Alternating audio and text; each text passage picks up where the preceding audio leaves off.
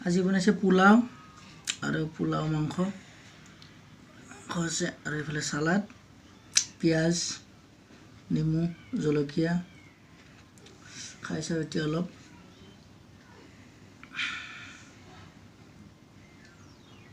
মানে পুৰা গ্ৰেভি কৰি বনাইছে আৰু জোল টাইপ নহয়